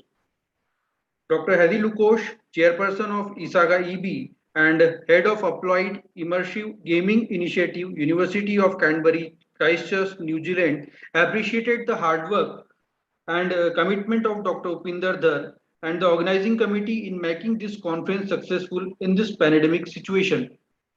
She also said that games can be helpful in solving complex problems. The booklet of webinar series Pratiti, Becoming Aware, and the conference souvenir Parishisht the Essence were virtually released by the chief guest Dr. Sivaselam Tyagarajan.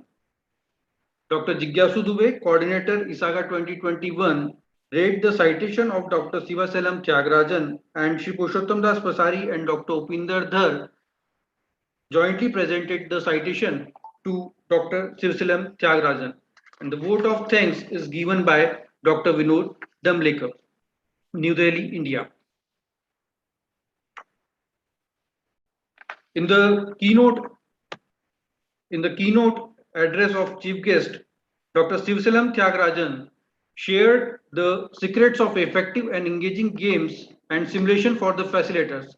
He shared powerful guidelines to conduct training on team building that will produce engaging interaction and effective results. Many of these guidelines will challenge the conventional wisdom in game design and delivery.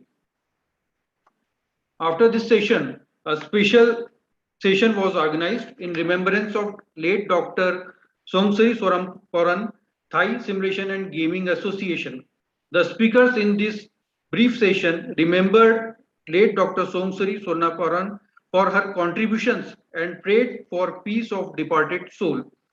Dr. Upinder Dhar, Dr. Elizabeth League, Dr. Nathapong Chayo, Dr. Natsaran Lesrin, Ms. Panida Nutwi, Dr. Panicha Nitskuvit, Dr. Pongchai, Dr. Vinod Damlekar were participated in the session. The next was the technical session 1. Dr. Santosh Dhar, Dean, Faculty of Doctoral Studies and Research, SWV Indore, India, was the session chair in this session. In the session, 8 research papers were presented by participants. The first, and also there were 2 workshops also conducted in parallelly on first day. The first workshop was conducted by Dr. Ryoju Hamada, Tomomi Kaniko and Mashiro Hiji from Japan on effectiveness of intensive gaming contest. The second workshop was conducted by Simone Timersma, Doris Boschma, Maria Fries on topic gameplay of serious cards for biosafety games. The day 1 of the conference ended with the ISAGA assembly meeting 1. The day 2 starts with the keynote speech by Dr. Sebastian Major, Professor and Vice Dean, KTH Royal Institute of Technology, Stockholm, Sweden, on gaming as a frame for new era of system science. In his talk, he connected audience with some of the classic gaming theories to more recent insights in policy making and system theory. An emergent proposition is that gaming as a simulation and participation paradigm could become the integrative framework to convert fragmented evidence into real-world impact. This was followed by plenary session 1, which was chaired by Dr. Hadi Lukosh, head of the Applied Immersive Gaming Initiative, University of Canterbury, Christchurch, New Zealand.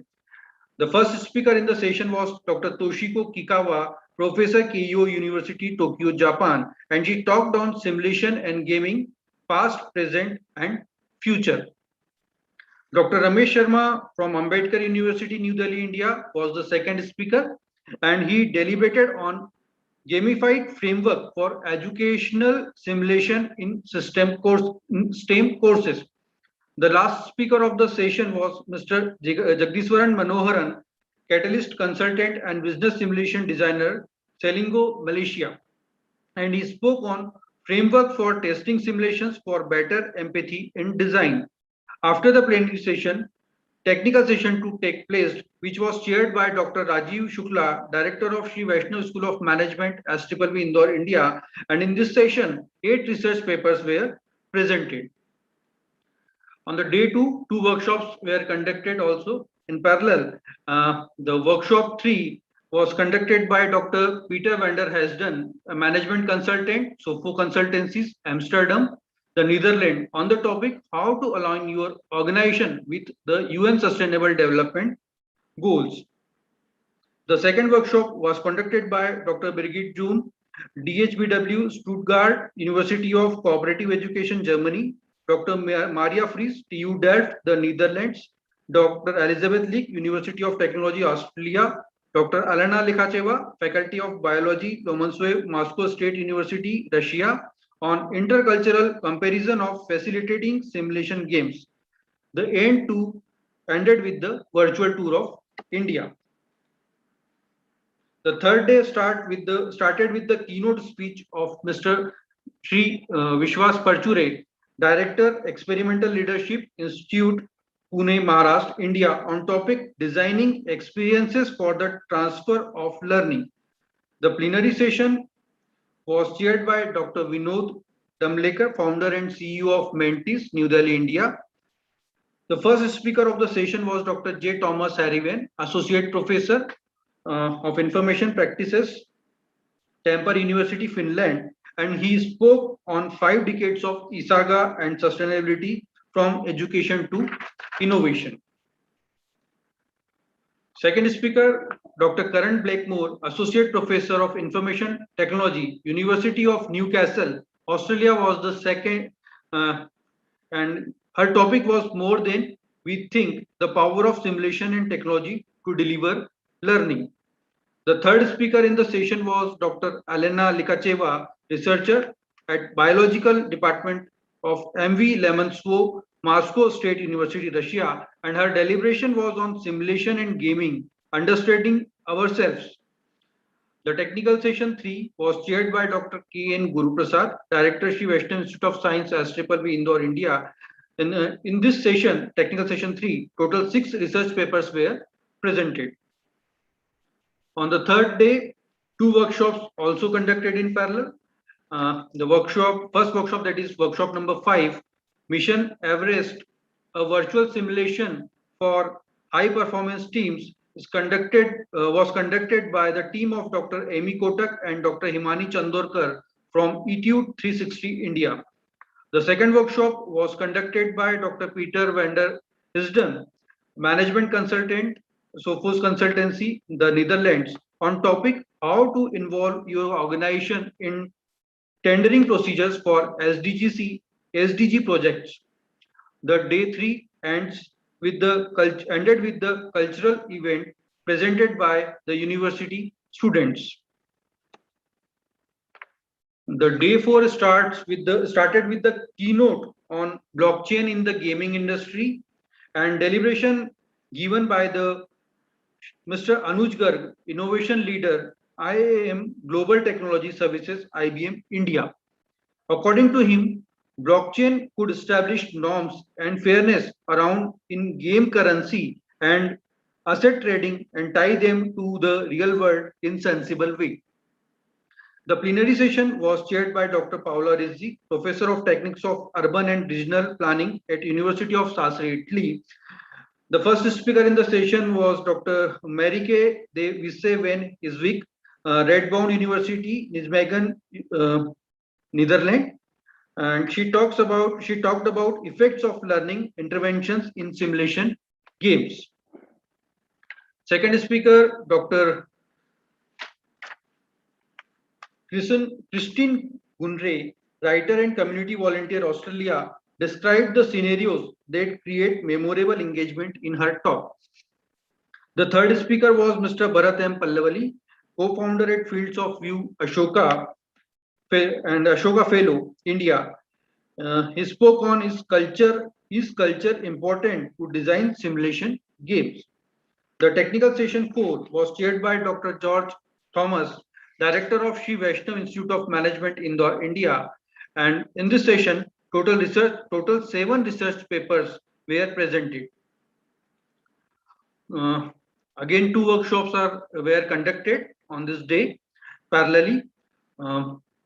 One workshop was conducted by George Francis Simmons, GSI France, on diversification addressing toxic masculinity. The second workshop by the team of Elizabeth Tipton, Dr. Elizabeth Leake, Birgit June, Mary K. Devise, Dr. Elena Likacheva, and Richard on evaluation and measurement in simulation games. The day ended with ISAGA Assembly Meeting 2. The day 5 started with 2 parallel workshops. Workshop 9 is on gameplay of the serious cards for biosafety games, and was conducted by a team of Simon Temesra, Doris Boschma, Maria Fries, DU Delft, the Netherlands, and workshop 10 by team of Jagoda Kandisvoraska, Ziloka, Joanna Sredinika, Philip Tomaszewicz, Nathan Berry from 1PGS Presovania, Poland, on the collector, a game-based workshop on virtual team collaboration. Next session was the roundtable on the gaming simulation and innovations, challenges and opportunities. The moderator of the session was Dr. Upinder Dar, and speakers are Dr. Elizabeth Leake, University of Technology, Sydney, Australia; Dr. Willie Kreis, Professor, University of Applied Sciences, Vorarlberg, Department of Management, Social Sciences, Rochester, Dornbirn, Austria; Dr. Bhim Raya Maitri, Director, IIM Nagpur, Indore, India, and Bharat M. Pallavali, co-founder at Fields of View and Ashoka Fellow, Bangalore, India. After the opening remarks by the moderator, discussion was held on global interconnections. Global interconnections are expanding while cultures persist as the causal factor creating boundaries. Simulations helps us learn about how to manage intersections and boundaries among social, political, and knowledge domains. The accelerated demand for virtual engagement model forces us to rethink data collection and validation processes, and the hard lines drawn between physical, digital, and mixed medium games. New technical innovations with big data, AI, virtual reality, social media, and fake news, real-time scenarios, immersive video gaming, etc. make games even more real and the user player even more vulnerable to be manipulated. After this, as per the tradition of ISAGA and as a symbol of memory, tree plantation was also done on 10 September before this valedictory session. And with this, conference came to end, but it is a new beginning for all of us. Thank you very much. Thank you, sir. This report says that the collective work is the secret behind the progress that ISAGA 2021 has seen. Thank you so much. For the concluding remark, I would like to invite the person who bought this outstanding opportunity to organize ISAGA for the first time in India. He is none other than Dr. Upinder Dhar, Conference Chairperson ISAGA 2021 and Honorable Vice Chancellor of Sri Vaishnav Vidyapeeth Vishwavidyalaya, Indore, India. I invite Dr. Upinder Dhar to address us with his concluding remarks. Thank you, Rupali. Good afternoon to everybody from India. It takes me back to ISAGA 2019, which was held at Warsaw in August 2019. Sebastian and Willie Chris approached me during one of the breaks in the conference, that is 2019 ISAGA, and told me about the decision of the executive board that next ISAGA will be hosted by me in India.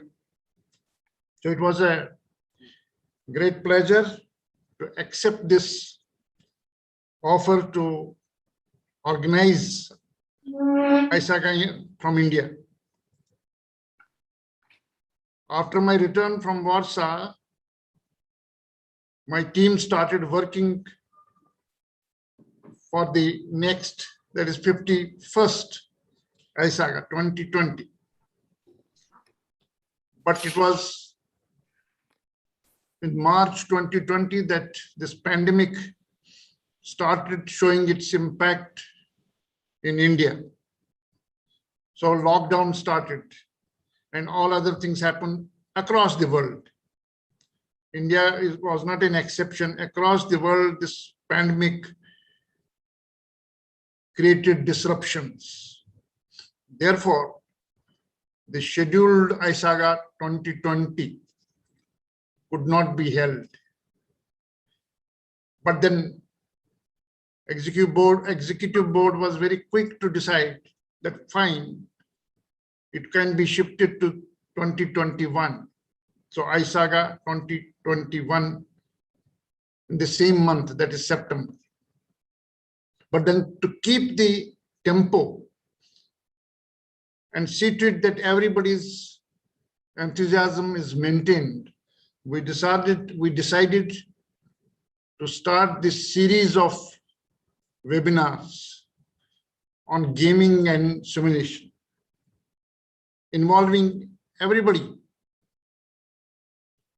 from the ISAGA community. So almost every Saturday, there was a webinar and it worked very well. I'm thankful to all the resource persons who accepted our request and conducted the webinars, which went off very nicely and great learning from the experts. Now, 5 days back, we started this conference, which happens to be the 52nd conference of ISAGA. Here again, we continue to gear up and see to it that ISAGA 2021 is a great success. So I'm thankful to Sebas and Heidi, who used to bother both of them every month. So we used to have a meeting every month to discuss about the updates about this conference, what we have done, what we are doing, how we are planning. My intention was to maintain the tradition of ISAGA. I didn't want to disturb the tradition of ISAGA because tradition is 50 years old, 52 years now. So I wanted to see to it that the tradition is respected, honored, and at the same time, value additions are made wherever possible. And incidentally, it happened to be for the first time that we were going to have ISAGA online. So with God's grace, everything has went off well. And we had this conference. So as we know, anything that begins comes to an end. But then every end is a signal for the new beginning. So we have to immediately after this valedictory start our preparations for the next ISAGA, whosoever is the host. As executive board will be announcing the venue for ISAGA 2022 very soon. Therefore, we'll be keeping the mascot with us today. Otherwise, the tradition has been that mascot goes to the next organizer, as it happened in Warsaw. I received mascot from Marcin in 2019. But this year, very soon, the next host will be announced. Till then, mascot will be with us in safe hands. So I'm thankful once again. I would like to express thanks to everyone. We have tried to compile useful material for everyone. All the webinars, 28 webinars which were held between September, in fact, October 2020 and now, and we have been compiled in the form of a book called Pratiti. We have named it as Pratiti. And the other compilation is about the abstracts of all the keynote addresses, plenary speech, and research papers. All these are compiled in the book called Parishisht. And I'm sure that all the participants have received both of them. Those who have not received, they can write to the coordinator, Dr. Jigyasu Dubey, who will be sending you the link, who will be sending you the soft copy of both. I'm sure you'll enjoy reading it. And the post-conference book, as it has been happening every year, will be published by Springer. And hopefully that will be released maybe by December or at the most January 2022. So I wish you all the best and hope that we'll continue to network with each other. We would continue to meet virtually as we have been doing. And I'm very happy to announce the establishment of the Center of Excellence in Simulation and Gaming in my university, so that we continue doing what we have been doing. Anything that has been started should continue, and we would continue to contribute to the activities of ISAGA and all the activities which will be happening in this center in terms of research and designing of games and administration of games. We will be collaborating with ISAGA so that we contribute to the mission for which ISAGA has been created. So we will meet very soon. We will be again contacting all of you for the next webinar. So again, we will continue. We will continue, as I said, the continuity has to be there. Show must go on. Therefore, this webinar series will continue and we'll be meeting very soon. Thank you very much. Thank you so much, sir, for your remarkable address. We are reminded that events like this one are milestones on the journey of life, and we are feeling very proud to host ISAGA 2021. It's a great pleasure to have with us Dr. Heidi Lukosh, Chairperson ISAGA EB and Associate Professor, Head of Applied Immersive Gaming Initiative, University of Canterbury, Christchurch, New Zealand. I would be delighted to welcome Dr. Heidi Lukosh and request her to kindly address us. Thank you very much, Rupali. And thank you very much, Upinder, for your kind words of closure. In the name of the ISAGA community, I wish to thank the organizers of this year's conference Dr. Upinder Da, Dr. Vinod Dumbulkar, Dr. Yiguasi Dubai, and their fantastic team for this year's conference. It has been a wonderful experience and an engaging week full of paper presentations, discussions, workshops, a panel session, and the poster presentations online. Even though we couldn't travel to India, we all were able to experience a little bit of your wonderful culture and hospitality. Thank you very much for this. And I was really, really very moved by like the short video about the tree planting ceremony. You did so well. That was really, really lovely to see. And hopefully many of us can visit your tree and you. I saw many recurring themes in our community, yet often under a new perspective, namely the perspective of the digital spaces that we have to utilize these days for our work. A revolution to many of us, as Jagoda earlier today called it. Design, facilitation, and evaluation of games have changed in the digital space, posing new challenges and offering new possibilities for more diversity and inclusion. It's more challenging to design simulation games when it's harder to build empathy for the participants, empathy for problem owners, and to understand complex situations and systems as a game designer when you can't directly interact with the target group. It is also challenging to facilitate games that are not made for a digital space, but mediated by online means. If you have different levels of digital skills and different levels of engagement of the participants.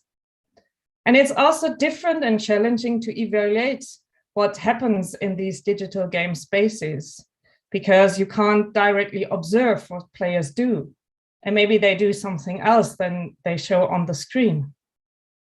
So this has all changed, and we have to embrace this change. We have to create innovations, challenges, and opportunities, as was your conference theme. If I would need to choose a theme for one of the vital challenges that we discussed during this week, it would be spectators and engagement in online games, and addresses two questions that we still have to solve: how to engage players in an online space, and how to design games that allow for spectators, but still offer a safe space. In many of the workshops during this week, we had a lot of participants who were really interested in the topic and in the games, but didn't want to actively participate. If you facilitate a simulation game in a face-to-face setting, it's just very easy to tap on someone's shoulder and say, please come back to the table, discuss with us, learn with us, engage with us. This is not possible in online spaces. And still, of course, you have to offer an opportunity to participate for these interested ones. So how to do this and how to design games that offer this spectator space and still offer a safe space for experimentation for the real players, even though some might not agree on the safety of game spaces in first instance with me. Some answers have been given during this week with wonderful examples of games, facilitation, evaluation, and our work. But also many new questions have been opened up, and I am very much looking forward to the ongoing discussion.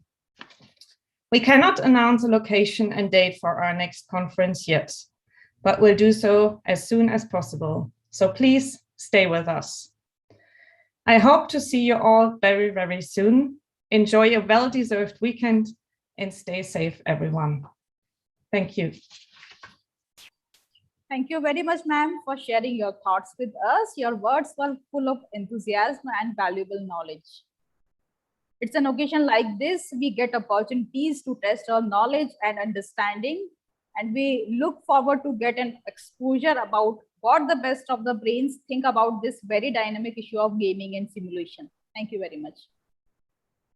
As we come to the close of our valedictory ceremony, I would like to invite the person without whom this conference would not be possible. I invite Dr. Vinod Damblekar, sir, founder and CEO, Mentis, New Delhi, India, to propose words of thanks. Thank you, Nepali. As you can see, ISAGA 2021 has been a good success, a great success. Thanks to the support of a number of people, our experience has been excellent. We would like to thank a number of people and institutions for this success of ours. First of all, we would like to thank you, the participants who have been with us, showing us keen interest, curiosity, determination, and commitment all the way. I know that we have had different time zones, yet you have stayed with us. On behalf of ISAGA 2021, I would also like to remember and thank 4 keynote speakers, 4 roundtable speakers, 12 plenary speakers, many chairpersons and rapporteurs, and contributors of over 70 papers, workshops, and posters, and of course reviewers. We owe it to them because they were at the heart of this event. Surprise, an individual whom I'd like to personally thank in public here is Dr. Jigyasu Dubey, my fellow coordinator at ISAGA 2021. He's a professor at this university, and without him, he has tackled problems of IT connectivity, communications from the very beginning, well before the seminar began, with the brochure for 2020 and all the way till this particular last few sessions of this conference. We owe him, and I personally, because I have worried him every moment of the time for something very urgent, because lots of hiccups have happened and he solved them within minutes or perhaps a few hours. I would like to thank finally the faculty members and administrators of this university who have been present through the webinars, and even now you can see them somewhere or the other. They have been invisible, they have been silently working behind the clock and all throughout the day and night to getting things ready. I mean, Pratiti and Pratishti are just things that are visible. There are many other things that are done to make this conference a big success. To all of these people, ISAGA 2021 and I are deeply in debt. Thank you very much, and I hope we can see you again soon at the next conference, which will be ISAGA 2022. Thank you. Thank you, sir, for your constant guidance and support for making the event successful. I now request everyone to kindly rise for the national anthem of India. Jana Gana मन अधिनायक जय हे भारत भाग्य विधाता पंजाब सिंध गुजरात मराठा द्राविड उत्कल बंगा विंध्य हिमाचल यमुना गंगा उच्चल जलधि तरंगा तव शुभ नामे जागे तव शुभ आशीष मांगे गाहे तव जय गाथा जन गण मंगलदायक जय हे भारत भाग्य विधाता जय हे जय हे जय हे जय जय जय जय हे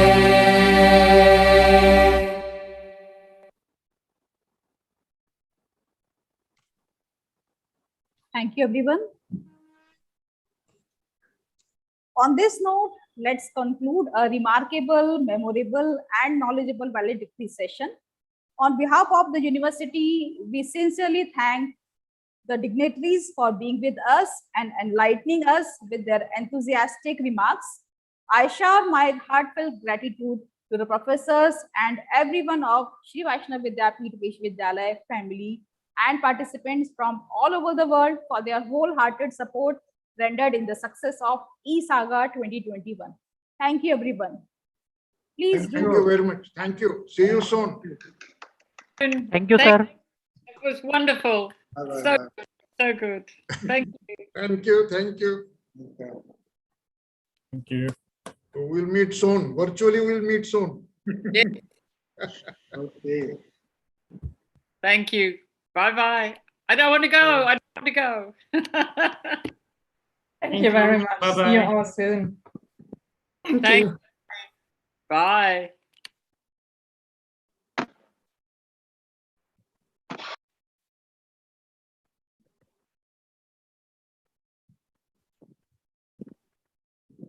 Sir, current session ends, sir? sir. एक मिनट वेट जिज्ञासु सर विनोद जी बधाई हो आपको डुप्लेकर जी congratulation So thank you to all of you. Congratulations to all of us. Yes, sir. Yes. Wonderful support, wonderful presence. Dr. Guru Prasad and others, and Rupali and all of you are always present. I know that Dr. Radhavat and Dr. Dubey had to be there, but Dr. Guru Prasad did not need to be there, yet they were there. And behind the scenes, silently working were people like Shadab who are trying to solve my personal problems with my system all the time. Even now, my system is off somewhere. That's why I got delayed twice today. Once I could make up, second I could not. But anyway, I think we've done an excellent job. We have put up a great event in front of an international community, which has not merely said that is good, but actually congratulated. I've received many good words from various people, and this is thanks to all of you. It's a wonderful teamwork. Despite the hiccups we have had, people withdrew, people said no, not maybe, not now, etc. Some of them we have coaxed, some of them we have made up, etc. And I think it's a fantastic job that nobody outside felt. If we had any pain, I don't think we felt any pain. We had a little bit of pressure here and there, but I think we recovered from that very quickly. We did wonderfully. I hope we do this thing again, but at 5 times this variety and size. I hope we get 300 candidates, not 50, 60. Okay, sir. I Thank hope you. we had a 4 or 5 Zoom sessions. Thank you, Dr. Vinod. We will meet again in next webinar under Center of Excellence. Yes, we will. Center of Thank you, Excellence, we're going to start. Find out when it is to be start. Create a logo for that. Create a tagline for that. These 2 things are important. And create a mission statement also. Right. A vision statement that can be put in public and say, this is what we are here for. Right. And don't forget to put simulations and games in that vision statement. From now on, I think SWV will be known across the country and beyond the country for simulations and games. Yes. Try to make it possible to talk to other people and tell them casually about this. This is what you've done. I hope you will write in the social media about this. I don't do it. I normally write about other people. I don't write about what I might have managed, etc. But you can always say that what we have done as a community, as a learning community. We learned so many things. I would not have dared run an online game. I did that today. Anyway, Dr. Dway, there are some 4 or 5 things I'll talk to you later. You tell me when. After lunch, is it okay? Maybe 2 o'clock or so? Dr. Dubey, can I contact you after 2 o'clock or so? After lunch? Sir, I will call you when I am free from this university. Okay.